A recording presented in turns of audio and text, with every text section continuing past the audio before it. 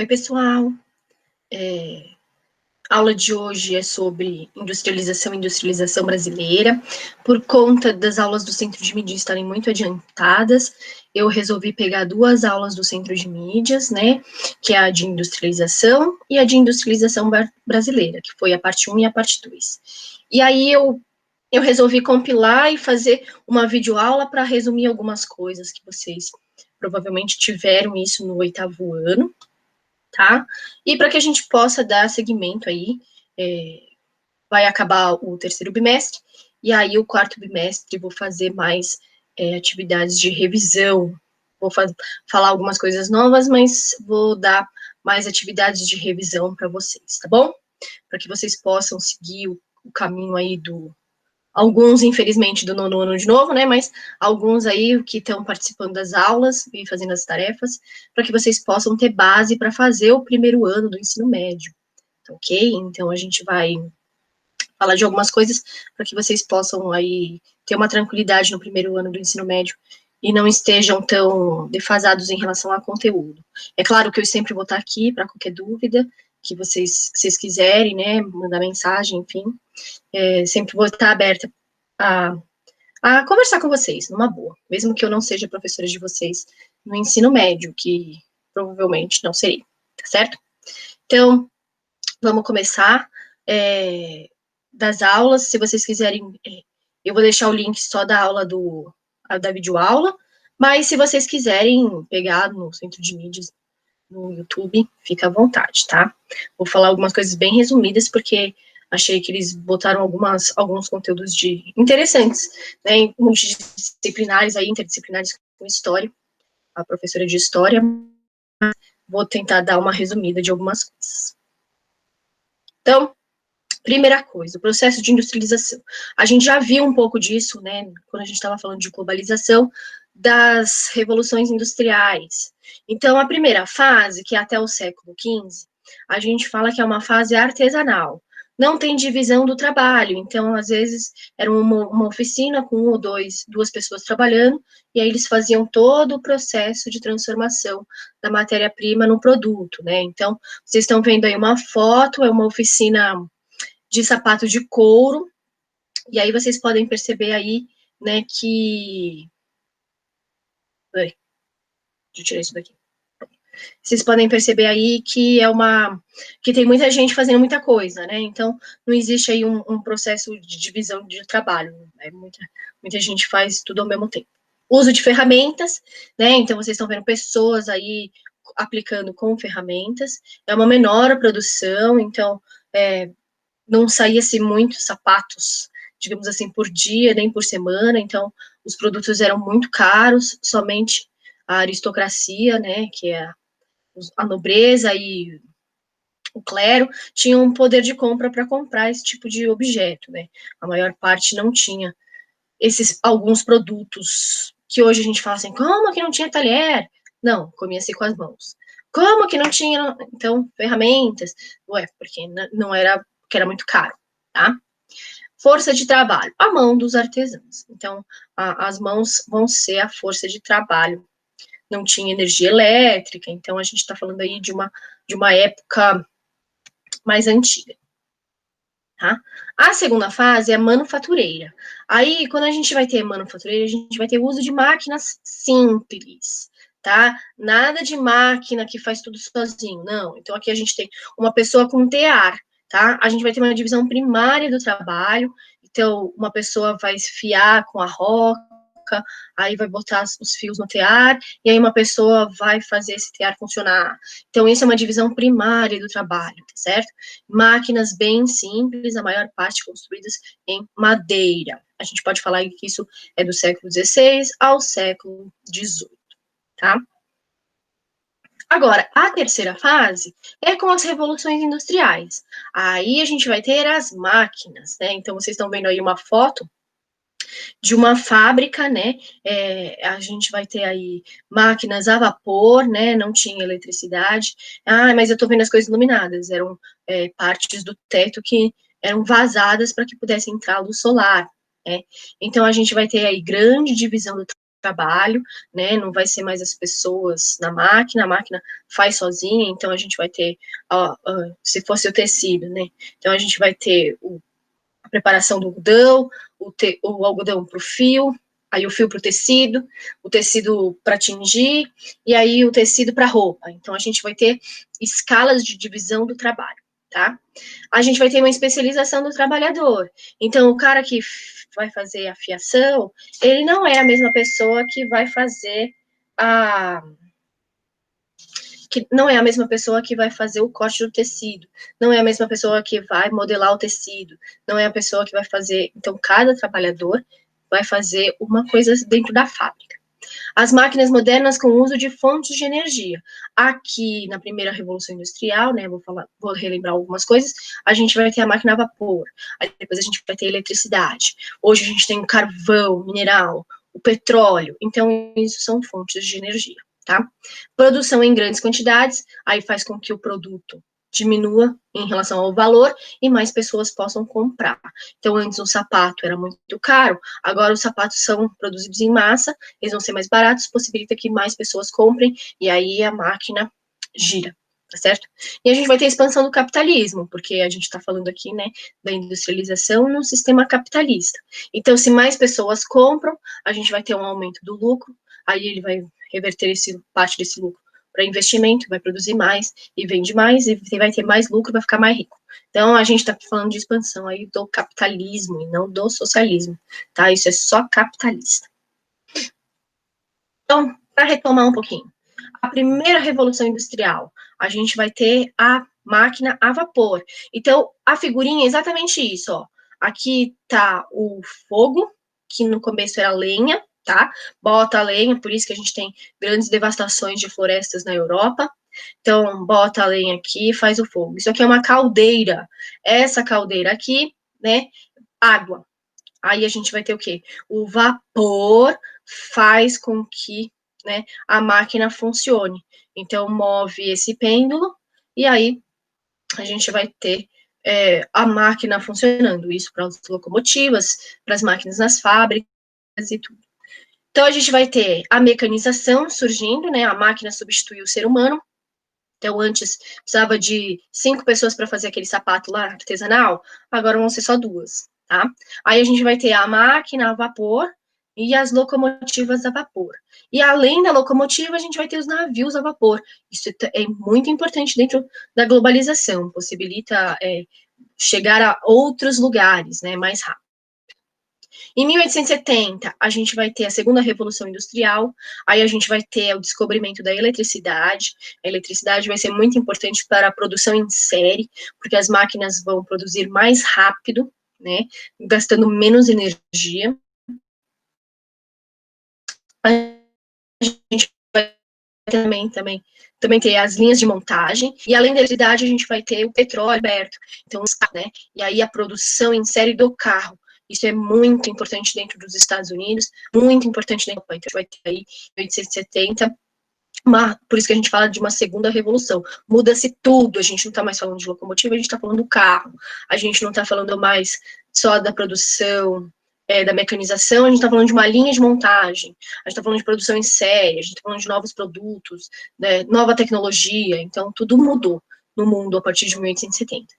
Aí veio a terceira revolução industrial, em 1969, a gente fala em relação à internet, né, então a gente vai ter a internet aí como importante tecnologia, os satélites, né, a automação, então agora esse braço mecânico vai substituir o ser humano nessa produção em série e nessa linha de montagem. Então, a gente vai ter o ser humano sendo substituído, vai perder o emprego. Então, numa fábrica que tinha 300 funcionários, agora vai ter 100. Por quê? Porque a máquina produz mais rápido e você não precisa pagar salário, nem imposto, nem nada. A máquina é um gasto a menos de dinheiro para o capitalista. A robótica vai começar o início da robótica, a gente ainda fala, e aí aparece a quarta revolução industrial, mas isso não é na sua totalidade ainda, né? Então, quando a gente pensa na robótica, a robótica está presente em todos os países? Não. da mesma forma da produção. Então, alguns países hoje já estão na quarta revolução industrial, mas ela ainda não mudou o modo de se produzir total. Tá? Então, a gente vai ter aí a inteligência artificial. Então, esse braço robótico aí, na automação, precisava de uma pessoa para ir lá, botãozinho, programar. Na inteligência artificial, a programação da máquina pelo Wi-Fi, faça que uma pessoa esteja lá plugado e ele faz o comando para qualquer lugar.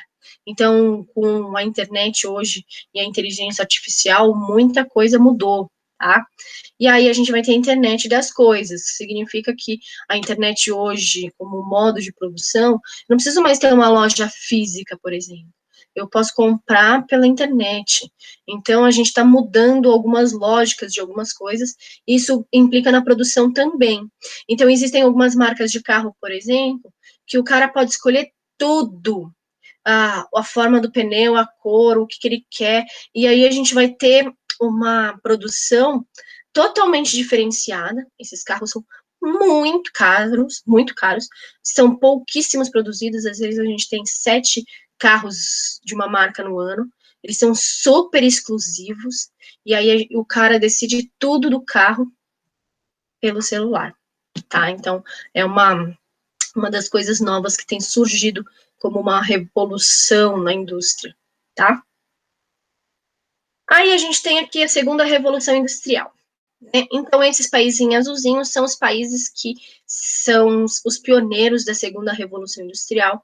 Então, ela começou na Inglaterra, depois se espalhou para a França, Alemanha, Itália, Estados Unidos e Japão vão surgir. São países que não participaram como importantes na primeira revolução industrial, e aí a gente vai ter aí uma impulsão muito grande desses países. Os Estados Unidos, por exemplo, com os carros, tem marcas até hoje, né? A Ford, por exemplo, é uma empresa norte-americana, tá?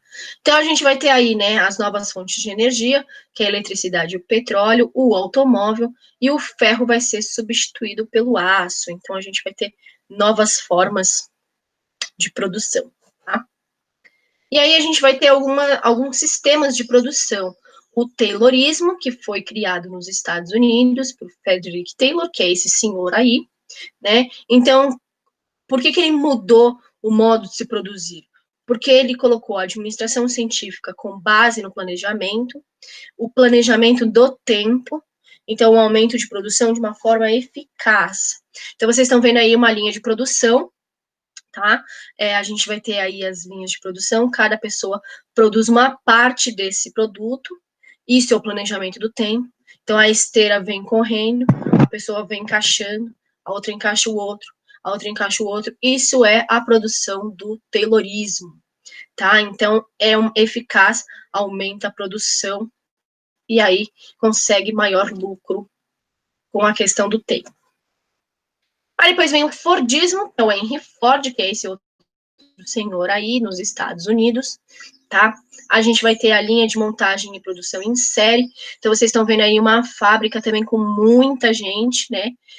Cada pessoa faz uma parte desse produto, tá? Então, a gente vai ter, assim, inovações técnicas que garantem que a produção seja maior, um acúmulo de capital, porque vai gerar mais lucro para o capitalista, que é o dono da fábrica, mas vai acontecer até meados de 1960, porque a gente vai entrar uma crise no mundo, e aí a produção em série faz com que tenha grandes estoques, e aí o valor do produto cai, então o lucro desse produto cai também, e aí a pessoa não consegue, o capitalista não consegue vender. Se a gente pensar no Brasil, muitas das fábricas de automóveis funcionam pelo Fordismo. Então, às vezes, tem muito estoque de carro, e aí o produto cai, as montadoras perdem muito dinheiro com isso. Então, a gente tem aí um Fordismo da indústria brasileira. Aí vai vir a terceira revolução industrial, é uma divisão internacional do trabalho, isso é importante, porque agora a peça, por exemplo, de um automóvel, pode ter uma parte das peças que vem do Japão, uma parte que vem da França, da Alemanha, uma parte que vem da Indonésia, uma parte que vem do Brasil, aí essas peças se juntam num lugar, monta-se nesse lugar. e aí vende para o mundo todo. Isso a gente chama de divisão internacional do trabalho. Funciona com qualquer tipo, por exemplo, camiseta. O algodão vem do Brasil, o Brasil vende algodão, aí se você vê nas etiquetas da sua camiseta, você vai perceber. Aí ela vai ser produzida lá no Vietnã e você compra de volta no Brasil. Ah, quem que tá ganhando mais dinheiro? O dono da fábrica, porque no Vietnã a mão de obra é mais barata, o algodão do Brasil é o mais barato, e aí ele comercializa no mundo todo. Tá certo? Então, isso é divisão internacional do trabalho, e a gente pode dizer que isso é globalização também, econômica. Por quê? Porque o Vietnã tá ligado com o Brasil, que tá ligado, por exemplo, com uma empresa que é, sei lá, da França, e aí ganha no mundo todo. Então, é isso que a gente fala de globalização, tá? Com o avanço da automação, da informática e da engenharia genética também. E aí a gente tem aí um mundo conectado. Aí veio o toyotismo com a terceira revolução industrial também, que é de um japonês, é um modelo de produção flexível. Então, vocês podem perceber, por exemplo, nesse parte do carro, que não tem uma grande linha de montagem.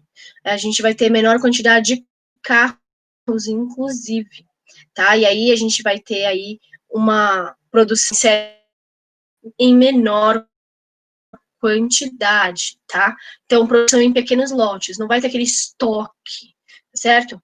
É o que a gente chama de just in time. Então, sai um modelo de carro, aí se produz, sei lá, 500 mil unidades. Vence essas 500 mil? Ótimo, aí produz mais. Então, a gente vai ter aí produção em pequenos lotes dentro do modelo, tá? Aí vem a quarta revolução industrial. Isso vai fazer parte de uma das atividades de vocês. Então, vocês vão ter que pensar aí o que significa essa quarta revolução industrial, porque essas tecnologias digitais, que são, né? O que a gente fala de tecnologias físicas e biológicas, com a globalização, com esses sistemas cibernéticos, computação na nuvem, né? Quando você fala assim, eu joguei meus dados na nuvem, eu coloquei meus arquivos na nuvem, o que significa isso da nuvem? E essa questão também da sustentabilidade, que tem sido muito utilizada atualmente dentro das atividades industriais, tá? Aí vamos pensar um pouco na industrialização brasileira, tá bom? Vocês têm que pensar que o Brasil não aconteceu a Revolução Industrial na época que aconteceu a Revolução Industrial. Então, por exemplo, a primeira etapa no Brasil, de 1500 a 1808, já teria acontecido a primeira Revolução Industrial. A gente está numa produção artesanal ainda. Produção artesanal na Europa era até o século XV, 1500. Depois vai começar a manufatureira. O Brasil não estava na manufatureira. Então, a gente tem que pensar que a gente não segue o mesmo tempo, tá, da industrialização do mundo. O Brasil está, de certa maneira, atrasado, tá? Até pela própria história nossa. Então, de 1500 a 1808, a gente está falando de Brasil colônia. Existiu uma lei no Brasil, que Portugal colocou, que proibia a instalação de fábricas de ouro e prata e de tecidos. Para quê? Para que se comprasse tudo de Portugal. E de Portugal, que no caso, muito pequena dentro do Brasil, e uma indústria ligada a engenhos, que era para a produção do açúcar e vender nada, né? Porque a gente não ganhava nada, e mandar para Portugal, tá? A segunda etapa vai acontecer a partir de 1808 até 1930. Por quê? Porque lá na Europa estava acontecendo a Guerra Napoleônica, e aí Napoleão invadiu, né, vários países, inclusive Portugal. E aí Espanha e Portugal virou um país só. E aí a família real, fugiu para o Brasil. Então, a família real chegar no Brasil muda a estrutura das coisas. E aí eles tiraram essa lei de proibição das fábricas de ouro e prata aqui. Por quê? Porque daí eles pensaram assim, bom, se Napoleão vai vir até o Brasil, e olha que é longe, mas se ele vai vir até o Brasil, nós precisamos estar preparados. Então, a primeira fábrica que surgiu no Brasil foi uma fábrica de pólvora. Vamos produzir munição para a gente se defender de Napoleão. Essa era a ideia, tá? Mudou também, e aí a capital do Brasil, que era o Rio de Janeiro, se torna a capital da colônia. Isso se transforma também numa outra questão dentro do Brasil, né, de riqueza, porque a gente vai ter aí muita mudança dentro do desenvolvimento urbano do Rio de Janeiro, tá? Então, a maior parte das fábricas que surgiram foram no Rio de Janeiro, que era a capital, tá? Aí, quando a gente se transforma, né, em 1889, uma república, e a gente deixa de ser colônia, aí depois vai vir, né, a gente vai ter aí um outro processo em relação às eleições, enfim, Rio de Janeiro continuando como capital, mas a gente vai ter o café em São Paulo. E aí o café vai dar muita grana para o estado de São Paulo. As ferrovias vão surgir, por exemplo. A gente vai estabelecer novos comércios. A gente depois vai ter a mão de obra escrava sendo liberta e a gente vai ter chegadas de imigrantes. Então, muita coisa está mudando no Brasil. E aí, isso faz com que a gente tenha novas fábricas surgindo, principalmente as de tecido. Muitos imigrantes que chegam em São Paulo vão fundar fábricas, por quê? Porque lá na Europa isso era uma atividade normal. E aí vão trazer esse tipo de revolução industrial para o Brasil, tá? Aí a gente vai ter. Oh, coloquei a terceira etapa e a quarta etapa juntas. Espera aí. Vamos deletar isso aqui para a gente poder mostrar melhor. Aí. Então, a terceira etapa vai ser a construção de vias de circulação de mercadorias. As ferrovias crescem muito no Brasil para a circulação de tudo, de pessoas, de matéria-prima e de mercadorias, tá? A gente vai ter fundação de empresas estatais. As empresas estatais são públicas e pertencem ao Brasil, então o lucro permanece no Brasil. Tá? A gente vai ter um êxodo rural muito grande, porque as pessoas vão ser expulsas com a mecanização e com o declínio do café e vão morar nas cidades. Tá? A gente vai ter a chegada de imigrantes, então faz com que muita gente venha para o Brasil nessa época. A gente vai ter investimento dos ex-cafeicultores, né? O Banco do Café em Santos faz com que gere muito dinheiro para investimento, e aí se investe no quê? Ué, tá dando dinheiro, o que tá dando dinheiro? A indústria, tá? E a gente vai ter a Primeira Guerra Mundial como um marco importante, porque se tá tendo a Primeira Guerra Mundial lá, a gente não consegue comprar produto de lá, porque não existe produto de lá, as fábricas estão destruídas, então a gente vai ter muitas fábricas surgindo no Brasil por conta da Primeira Guerra Mundial na Europa, e aí o Brasil, por exemplo, vende algodão, vai vender outras coisas e vai gerar também uma indústria maior de produtos que antes comprava de lá e que agora não tem, tá? A quarta etapa é início de 1955. Então, a gente vai ter a abertura da economia para o capital internacional. O JK é um dos grandes responsáveis por isso. Novas frentes industriais, então outros polos industriais vão surgir. Desenvolvimento de áreas urbanas, então as cidades estão enchendo de gente, isso faz com que as pessoas queiram comprar mais, e a indústria é uma atividade urbana, então a gente vai ter um desenvolvimento da indústria, e a gente vai ter as empresas multinacionais que mudam. Então, uma empresa dos Estados Unidos se instala aqui, uma empresa do Japão se instala aqui, uma empresa da Alemanha se instala aqui, e aí isso muda. Ah, mas quando a gente compra um carro da Volkswagen, o lucro não fica no Brasil? A maior parte não. A maior parte vai para a sede dessa empresa, que é qual? A Alemanha, entende? Então, isso é uma empresa multinacional. E aí, só para vocês verem aí, então, vocês estão vendo aí a Brasil Colônia. Isso aqui é proximidade do Rio de Janeiro, tá? Na cidade de Duque de Caxias hoje, na verdade. E aqui é a primeira fábrica de pólvora, cavalos e mulas, né? Brasil, 1808.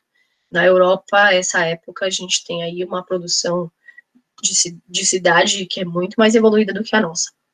Aí depois vocês têm aqui uma fábrica em 1880, isso aqui é uma fábrica de ficheiro, então a gente vai ter aí de papel, certo? Então a gente vai ter algumas pessoas trabalhando, tá bom? Aqui a gente vai ter como se fosse a nossa primeira revolução industrial, de certa maneira. Aí a gente vai ter aqui a CSN, que é a Companhia Siderúrgica Nacional, ela é uma estatal, financiada também com capital dos Estados Unidos, tá? Inclusive, a gente estava tendo já a Segunda Guerra Mundial, o Brasil tinha a possibilidade de ter uma... Porque o Brasil não liga muito para isso não, né? Ah, mas é do Japão, Alemanha, nossa, a Alemanha é nazista? É, A CSN quase foi a Alemanha nazista. Mas a gente vai ter aí capital vindo dos Estados Unidos, tá? 1941, a CSN produz aço. Ela existe até hoje. É uma das grandes empresas do Brasil, tá? Hoje ela é uma multinacional. Mas na época ela era estatal. Aí a gente vai ter na década de 1950, aí ó, produção em série, o Fusca. Então vocês estão vendo uma parte em cima, uma parte embaixo. Cada etapazinha vai ter um monte de gente fazendo um monte de coisa. Isso aí é Fordismo, ok? Outra coisa importante dessa aula, tipos de indústria. Isso daqui é uma revisão para vocês. Teoricamente, vocês viram isso aqui em outros anos, mas como não sei, então estou passando para vocês. Eu vou deixar esses slides para vocês nos arquivos, tá? Existem 3 tipos de indústria. Elas são classificadas em 3 tipos. Indústrias de bens de produção, ou pode ser chamada também de indústrias de base, ou indústrias de capital, de bens de capital. Também é a possibilidade. Aí a gente vai ter os bens intermediários e os bens de consumo.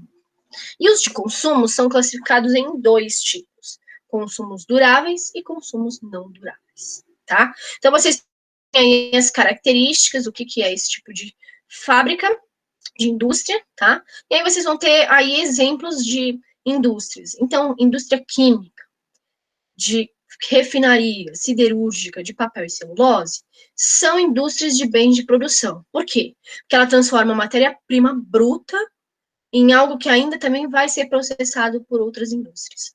Então, a química pega lá o petróleo, na refinaria, né, a refinaria, pega o petróleo e divide em querosene, gasolina, óleo diesel, lubrificantes e um monte de outras coisas.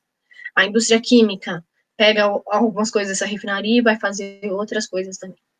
A indústria siderúrgica pega o ferro e transforma em aço, o aço vai ser utilizado para outros tipos de indústria. O papel, pega, corta da árvore, faz a celulose, que pode fazer, por exemplo, móveis de MDF, ou faz ramas de papel, e aí manda para outro tipo de indústria.